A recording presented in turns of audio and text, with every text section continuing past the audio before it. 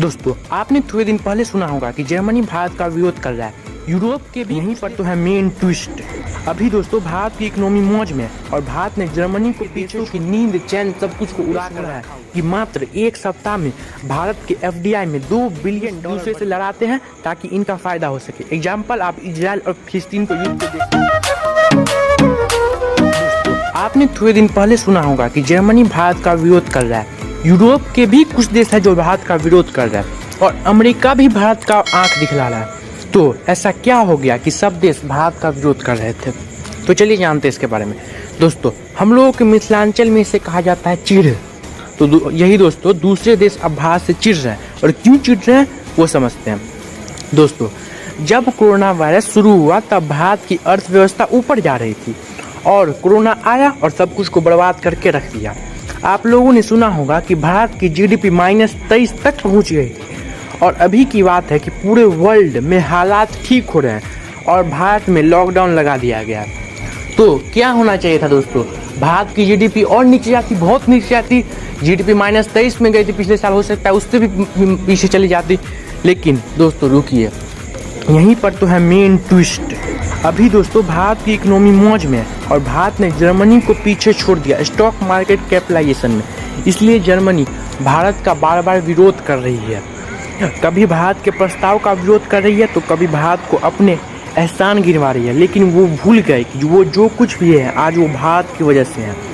लेकिन ऐसा क्या हो गया दोस्तों कि लॉकडाउन होने के बाद भी भारत की इकोनॉमी इतनी तेजी से आगे बढ़ रही है और इससे यूरोप के देशों की नींद चैन सब कुछ को उड़ा कर रखा हुआ है।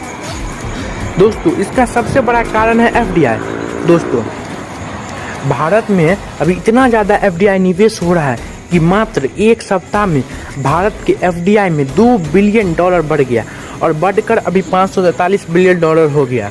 और इतना बड़ा अमाउंट है कि अगर भारत के पास अगर कुछ भी ना रहे तो ये भारत के जैसे विशाल देश को 15 महीनों तक चला सकती है।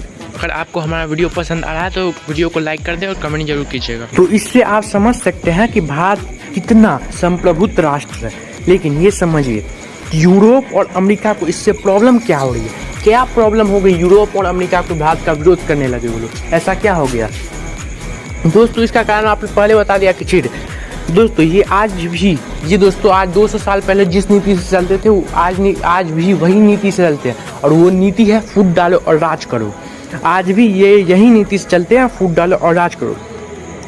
ये दूसरे देशों को एक दूसरे से लड़ाते हैं ताकि इनका फायदा हो सके। एग्जाम्पल आप इजराइल और फिलिस्तीन को युद्ध को देख सकते हैं। ये सारा चीज इंग्लैंड का किया धरा है दोस्तों। आपने सुना होगा कि इजराइल और फिलिस्तीन के युद्ध में एक जेरूसलम मस्जिद थी। इंग्लैंड ने क्या किया कि उसको किसी देश को नहीं दिया, उसको यूएनओ में शामिल, यानी सबका है वो।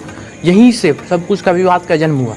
वो देश चाहते हैं कि ये दोस्त सब एक दूसरे से लड़े और लड़ेंगे तो उनका फायदा होगा। लड़ने के लिए हथियार चाहिए तो उनका हथियार बिकेगा। और भी बहुत सारे फैक्टर हैं दोस्तों। अमेरिका वहाँ पे इसलिए लड़वा रहा है ताकि रूस की जो जीडीपी है डाउन हो। रूस की जीडीपी कैसे डाउन होगी? तो दोस्तों वहाँ पे पेट्रोलियम है। अब युद्ध होगा तो पेट्रोलियम, सीधा सी बात है कि पेट्रोलियम का दाम घटेगा क्योंकि उन दोनों में भयंकर युद्ध होगा। अब पेट्रोलियम का दाम घटेगा तो रूस का सारी अर्थव्यवस्था जो है पेट्रोलियम पर टिकी हुई है। इसीलिए दोस्तों अगर रूस ही नहीं रहेगा तो अमेरिका को बहुत आगे चले जाएगा। इसलिए वो वहाँ पे उसका सपोर्ट करिए। तो समझे हमारे प्यारो भाइयों और बहनों कि इंग्लैंड या फिर अमेरिका या फिर यूरोप के देश, कुछ देश भारत का विरोध क्यों कर रहे हैं। विश्व बैंक के मुताबिक भारत की अर्थव्यवस्था में पिछले साल में कोरोना महामारी और देशव्यापी लॉकडाउन के बावजूद उल्लेखनीय उछाल देखने को मिला है। विश्व बैंक ने अपनी ताज़ा रिपोर्ट में भविष्यवाणी की है कि वित्तीय वर्ष 21-22 में देश की वास्तविक जीडीपी वृद्धि 7.5 से बढ़कर 12.5% रह सकती है। विश्व बैंक और अंतर्राष्ट्रीय मुद्रा कोष IMF की वार्षिक स्प्रिंग बैठक से पहले आज जारी अपनी south Asia economic focus report में कहा कि कोरोना महामारी आने से पहले से ही अर्थव्यवस्था धीमी है।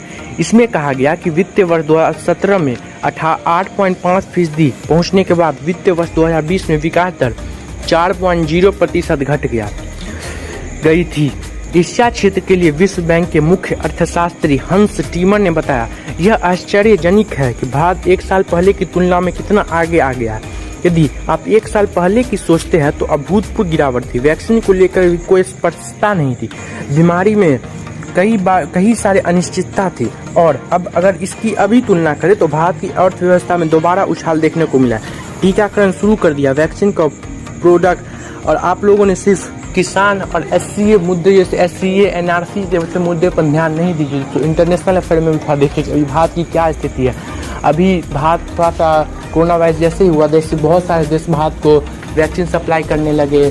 और इजराइल और फिलिस्तीन का मामला आप देखोगे कि भारत ने फिलिस्तीन का सपोर्ट किया, लेकिन अभी आप इजराइल का तुरंत का करंट अफेयर उठा के